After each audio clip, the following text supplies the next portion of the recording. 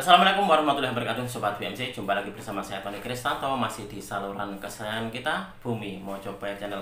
Nah, Sobat, saya membaca sebuah tabloid. Di sini adalah tabloid keris. Nah, Hasanah Budaya Nusantara. Di sini ada keterangan tentang keris Madura sepuh. Dan di sini, Sobat, di sini ada contoh-contoh dari keris Madura itu memang luar biasa. Kalau kita berbicara tentang keris Madura, maka pertama kali yang muncul di dalam benak kita adalah pamornya ngebior. Nah, pamornya itu dominan sekali gitu loh di pusakanya. Karena memang menjadi sebuah ciri khas tersendiri bahwasanya keris pamor Madura atau pamor-pamor keris Madura itu memang ngebior-ngebior. Jadi memang tampak putih mengkilap seperti itu. Kalau Pak Rahmat bilang pamornya adalah pamor luluan.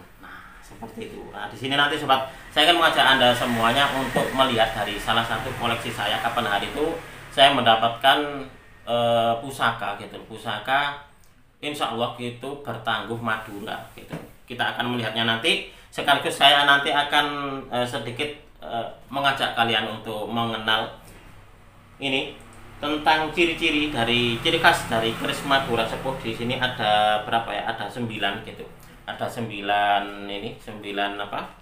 uraian bahwasanya keris untuk di Madura sepuh itu seperti apa saja sih ciri-cirinya gitu. Nanti akan kita baca bersama-sama sebagai bahan kita untuk belajar mengenal lebih jauh tentang dunia tosan aji, khususnya di keris Madura. Kita akan memulainya untuk belajar bersama-sama.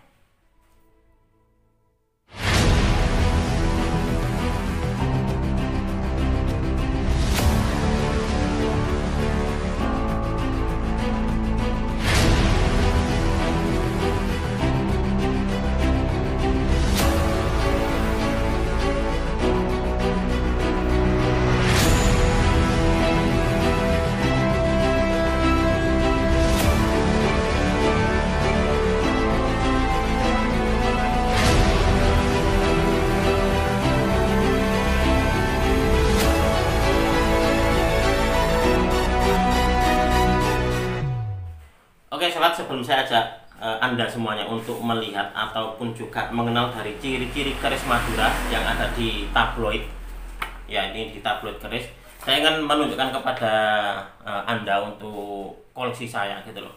Kapan hari itu saya mendapatkannya dari seorang bisa dikatakan teman saya di Kediri gitu. Sebenarnya saya mempunyai dua pandangan. Kedua-duanya ini keris Madura Sobat. Hanya saja yang satu itu dia belum diwarangi, yang satunya belum diwarangi, tapi saya tahu ini kerisnya bagus. Nah, yang satunya lagi itu kerisnya sudah diwarangi, dan saya pun juga tahu ini kedua-duanya ini bagus, kedua-duanya sama-sama gagah, dan kedua-duanya sama-sama utuh. Saya harus menentukan ini salah satu gitu loh. Saya akhirnya terus mengambil di teman saya yang satunya lagi gitu, pusakanya gitu. Akhirnya saya berhasil memaharinya, dan ini adalah wujud dari pusakanya. Untuk diwarangkanya ini bukan warangka Madura, jadi ini adalah perpaduan. Ini adalah ladrang Solo atau ladrang Surakarta, memakai pendok belewah seperti ini. Ini saya belikan sendiri ini Sobat untuk di pendoknya. Jadi ini pendoknya baru, untuk diwarangkanya saya serviskan. Nah, untuk diisinya ini adalah keris Madura, atau kalau teman-teman tosan aji itu banyak yang bilang Madura koso seperti itu. Coba kita akan melihatnya ini seperti apa sih wujud dari pusakanya.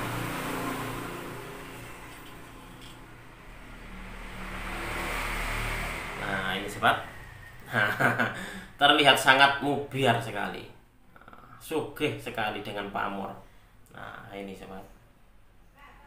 Itulah kenapa kalau kita berbicara tentang keris Madura gitu, pertama kali yang kita pikirkan atau yang kita bayangkan pasti yang pamornya putih memplak, putih mengkilap, pamornya mubiar, pamornya hampir bisa dikatakan hampir memenuhi bilahnya.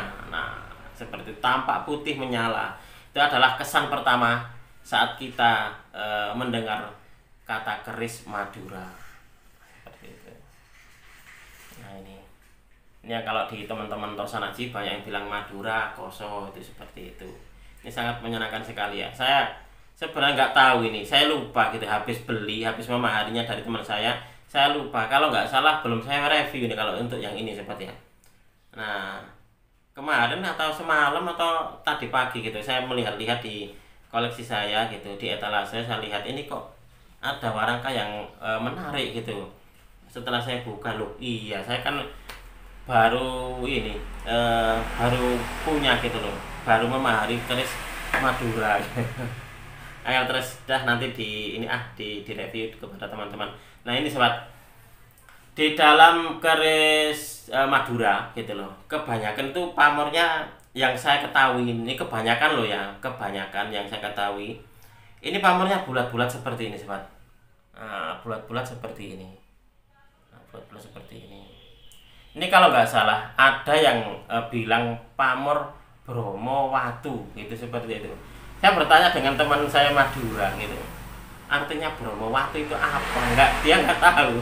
Mungkin semacam kayak kalau di dalam Jawa gitu, bahasa Jawa itu ada bahasa Jawa yang kuno itu seperti itu.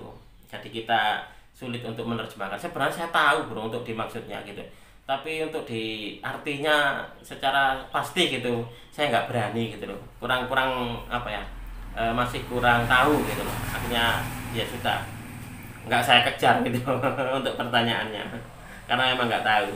Nah ini adalah Bromo Watu. Nah, kalau teman-teman ada yang punya pendapat lain, oh Mas Tony itu pamornya katakanlah pamor apa gitu, apa sumur Bandung ya.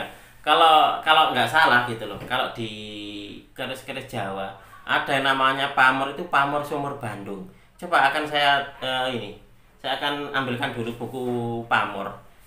Kalau nggak salah ada kok pamor sumur Bandung, kok hampir sama dengan ini. Tapi kalau di dalam teman-teman Madura itu kebanyakan ada yang menyebut pamor Bromo Watu gitu. Nah, kalau untuk menurut Anda bagaimana ini? Masuk di pamor apa ini sobat? Apakah pamor Pedaringan Kebak? Apakah pamor Bromo Watu? Apakah pamor Sumur Sinobo? Nah ya seperti ini. Coba akan saya ambilkan gitu sebagai bahan kita untuk belajar bersama gitu agar kita lebih mengenal tentang dunia Tosan Aji.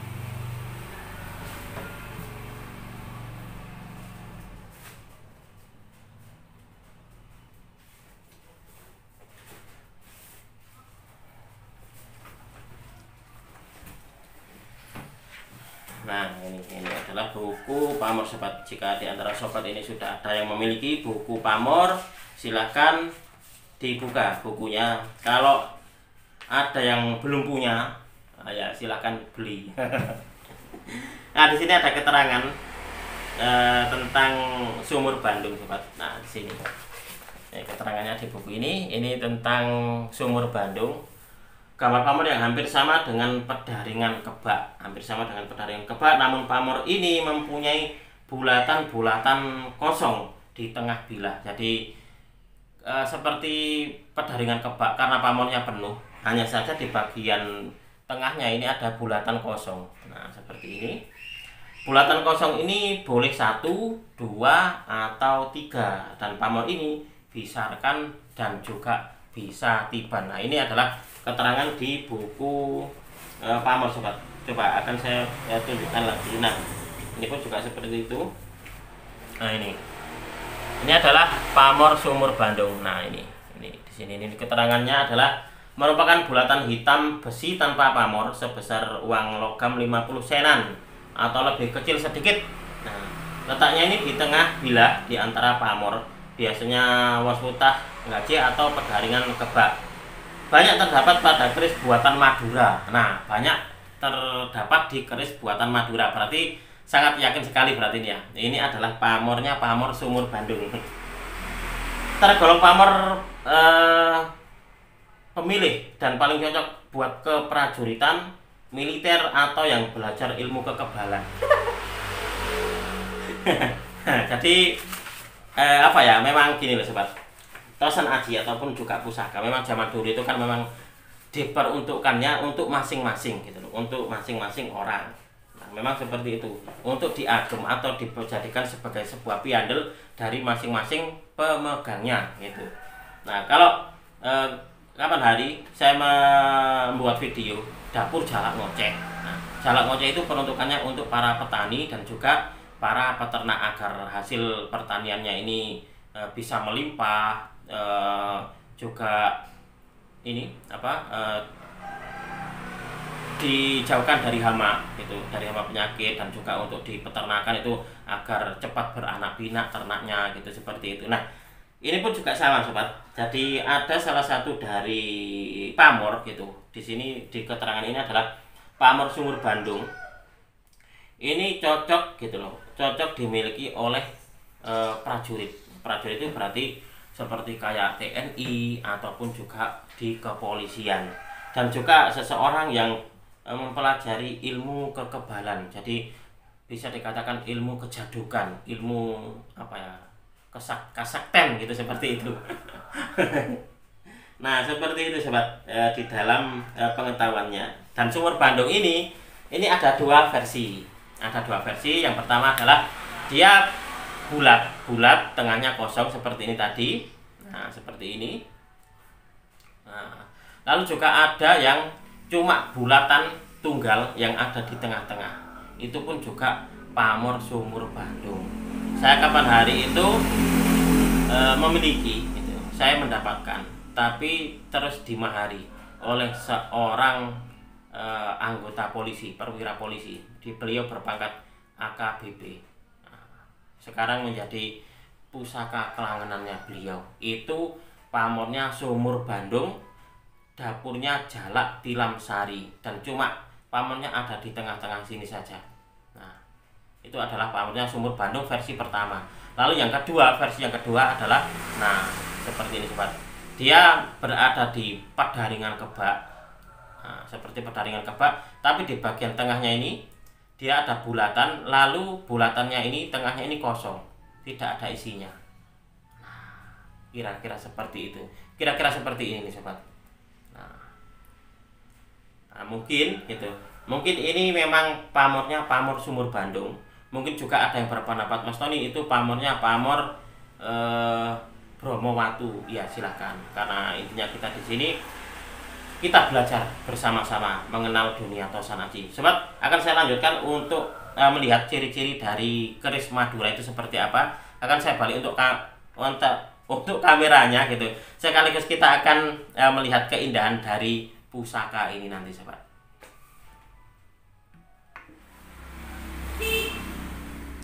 Oke, sobat VMC, kita akan melanjutkan lagi untuk belajarnya. Nah, di sini kalau Anda melihat bahwasanya ini ada sebuah artikel di tabloid keris sobat. Nah, di sini kayaknya untuk di edisi ini gitu loh, mengupas tentang keris Madura sepuh. Nah, ini adalah beberapa dari contoh keris-keris Madura sepuh sobat. Nah, ini saya kapan hari itu memiliki keris Madura sepuh looknya look 11. Itu sangat bagus banget gitu loh. Nah, ini seperti ini sobat. Tapi pamornya sangat mubiar sekali. Nah, untuk di kerisnya sudah dimahari orang Madura. Jadi orang Madura tersebut datang ke rumah saya gitu, datang ke sini memaharinya. Jadi kembali lagi ke Madura. Nah, di sini sobat, di sini ada sebuah keterangan tentang ciri-ciri dari keris Madura nih. Di sini coba akan saya bacakan bahwasanya berikut ini beberapa ciri khas keris Madura sepuh yang dirangkum dari keterangan dua praktisi keris tersebut. Nah, praktisinya adalah ini sobat, dua praktisi keris, Beni Hatmantoro dan juga Bapak Zainal Arifin ini. Nah, ini mengaku sepakat bahwa salah satu ciri khas keris Madura sepuh terdapat pada tekstur pamornya. Nah, seperti itu. Coba gini, akan kita baca bersama-sama. Nah, cirinya yang pertama adalah ukuran bilahnya lebih besar dan lebih tebal ketimbang keris Jawa. Bilahnya relatif panjang, bahkan bisa sampai 40 cm. Memang benar sobat. Di keris ini yang kita review untuk di edisi hari ini adalah memang kerisnya ini sangat tebal sekali dan juga ukurannya panjang. Nah, lalu yang kedua, kebanyakan pamornya ngulit semongko dan warnanya putih memplak. Nah, kebanyakan pamornya itu ngulit semongko, dan memang rata-rata dari koleksi-koleksi saya itu memang kebanyakan pamornya memang ngulit semongko, dan memang warna dari pamornya itu memang putih memplak. Lalu lanjut lagi, ketiga adalah garis pamornya relatif lebih banyak dan besar. Nah, garis dari pamornya ini lebih banyak. Lalu keempat, kekuatan baja pada bilah lebih kuat daripada keris tangguh lain. Kelima, pejetannya relatif lebih lebar ketimbang keris Jawa, karena mungkin ini ya,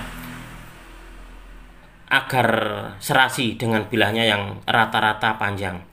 Lalu keenam adalah penampang gonjonya datar dan lurus. Nah, lalu mayoritas keris yang lurus berdapur brojol dan tilam upih. Memang kebanyakan gitu. Yang saya koleksi dapur atau apa ya, keris Madura tersebut adalah dapurnya adalah brojol, sobat. Dapurnya dapur brojol.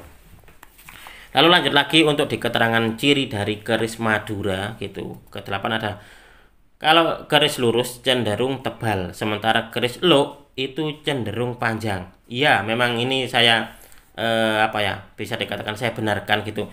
Saya memiliki keris-keris Madura yang lurus itu memang rata-rata tebal, dan kalau yang luk memang rata-rata panjang meskipun tidak terlalu tebal. Nah, seperti itu. Lalu lanjut lagi ke 9 yang berupa keris luk dari pangkal bilah sampai ujung tampak simetris. Memang bentuknya tampak simetris, wangun, enak banget gitu loh dipandangnya ini, sobat. Nah, itu adalah beberapa dari ciri khas dari keris Madura menurut dari dua praktisi keris, yaitu Bapak Beni Hatmantoro dan juga Bapak Zainal Arifin. Kalau menurut Pak Rahmat waktu itu, ciri yang paling utama gitu dari keris Madura adalah dari pamornya gitu loh. Pamornya itu masuk di pamor jenis pamor luluan, Mas Tony, katanya seperti itu waktu saya berdiskusi dengan beliau. Nah, coba kita akan melihat bersama-sama. Nah, ini adalah wujud dari kerisnya. Ini sangat luar biasa sekali ya. Sangat indah banget gitu loh. Keris Madura itu mempunyai pesona tersendiri bagi para pecintanya. Nah, ini.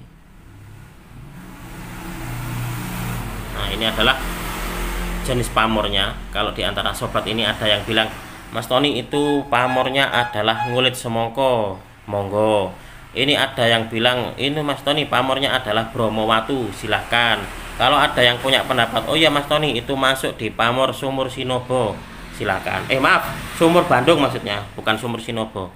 Sumur Bandung, silakan. Nah, ini adalah pusaka yang kapan hari ini saya dapatkan dari teman saya di Kediri. Nah, ini untuk di dapurnya sendiri, ini dapur brojol, sobat. Bentar. Kalau di sini saya merabanya tidak ada tikel alisnya. Nah, kalau di sini saya merasa ada sedikit tikel alis. Jangan-jangan ini gini, dapurnya ini dua gitu loh. Satu keris dengan dua dapur. Yang satu ini dapur tilam upi. Nah, lalu yang baliknya ini dapur brojol. Nah, ini sobat. Ini saya memegangnya, merabanya. Ini tidak ada tidak ada semacam kayak tikel alisnya. Jadi cuma biasa gitu saja. Kalau untuk disogokan, kalau untuk di belumbangan atau pejetan ini ada di sini. Nah, ini pun juga seperti itu. Nah, tapi kalau yang di sini sobat, saya merabanya ini ada semacam kayak, bentar, biar saya nggak dikira ngarang-ngarang gitu loh nanti. Nah, saya merasakan ada sedikit cekungan gitu di sini, sobat. Nah, apakah ini tikel alis ataukah seperti apa ya ini? Karena saya tidak ingin dianggap, wah ini Mas Tony mengada-ngada, ini ada dapurnya bolak-balik kok berbeda. Karena saya sendiri pun juga punya gitu loh, dapurnya bolak-balik berbeda. Yang satu itu jalak sumbelang gandring, jadi sokokannya satu, lalu yang satunya lagi sokokannya dua, itu masuk di jalak sangu tumpeng. Jadi satu keris itu dua dapur gitu loh. Nah, ini sobat, nanti akan saya amati lebih detail lagi nanti, biar bisa memastikan gitu loh sobat, apakah ini betul-betul tikel alis ataukah hanya perasaan saja gitu loh. Tapi kalau diraba seperti ini saya memang merasakan ada semacam kayak lekungan, sobat. Nah, ini adalah keris yang sangat luar biasa sekali. Itulah kenapa terus saya kapan hari akhirnya saya kasih sandangan yang layak gitu. Saya kasih sandangan yang layak. Harusnya sandangannya ini harusnya ya sandangan Madura gitu. Tapi kita ketahui sendiri bahwasanya sandangan Madura itu juga untuk dinilainya nominalnya juga tidak murah loh sobat. Karena apa? Karena kebanyakan warangka-warangka Madura itu memakai ukiran. Nah, itu yang bikin mahal itu ukirannya itu sobat. Mungkin nanti kalau ada rezeki dan pusakanya belum termahar, mungkin bisalah saya akan mempertimbangkan untuk menyandanginya dengan sandangan Madura. Nah, biar serasi, kerisnya keris Madura dan sandangannya pun juga sandangan Madura sobat. Oke, mungkin untuk di video ini cukup sekian. Terima kasih kepada sobat semuanya yang sudah menonton video ini mulai awal hingga akhir ini tadi. Mudah-mudahan video ini bisa sedikit bermanfaat khususnya bagi Anda para pecinta tosan aji pemula, dan juga saya ingin selalu mengajak sobat semuanya untuk mengenal, mencintai, merawat dan juga melestarikan tosan aji Nusantara. Kalau ada kekurangan dan juga ada kesalahan di dalam saya menyampaikan ulasan ini tadi, saya memohon maaf yang sebesar-besarnya. Dari saya cukup sekian, terima kasih dan wassalamualaikum warahmatullahi wabarakatuh. Rahayu, rahayu, rahayu.